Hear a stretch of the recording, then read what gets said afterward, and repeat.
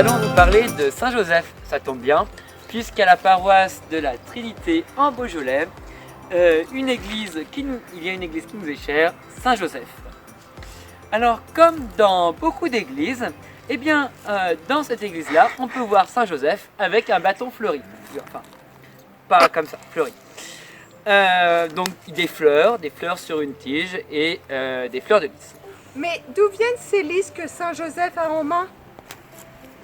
Eh bien, la tradition de l'Église nous apprend que Marie avait fait vœu de chasteté pour se consacrer à Dieu dans le cadre de l'attente messianique du peuple d'Israël.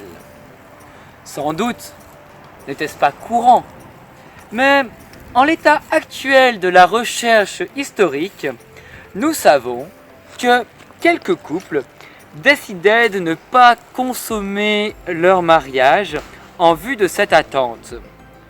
Vu sous cet angle, le vœu de la Sainte Vierge n'apparaît donc pas comme quelque chose de radicalement nouveau. Aura-t-elle un mari qui respectera son vœu? Le grand prêtre de l'époque semble avoir demandé à Marie de s'en remettre à la Providence. La tradition nous rapporte qu'il convoque alors tous les hommes de la descendance de David afin que Marie, elle-même descendante de David, ne fasse pas une mésalliance. Chaque homme convoqué doit ainsi venir avec un rameau coupé.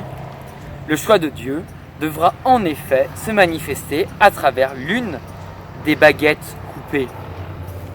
Cette épreuve du rameau aurait été inspirée au grand prêtre dans le Saint des Saints du temple de Jérusalem. En effet, la Sainte Écriture dit « Un rameau sortira de la souche de Jessé, le grand-père de David. » Il se trouve que la baguette du charpentier Joseph fleurit et qu'une colombe se pose dessus. Oui, c'était des lys, l'aigle en pitié, ça marche pas trop. Le signe de Dieu attendu est clair. C'est Joseph qui est l'élu pour être l'époux de Marie. Alors, pourquoi ces représentations de lys dans nos églises?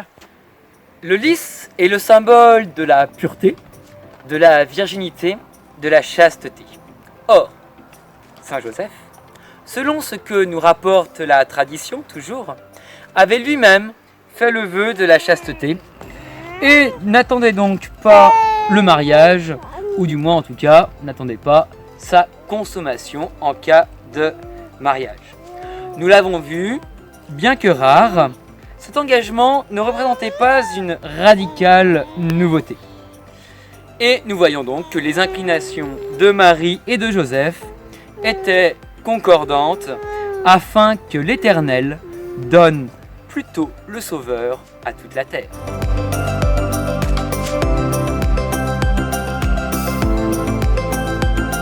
Alors un rameau sec, un peu comme ça,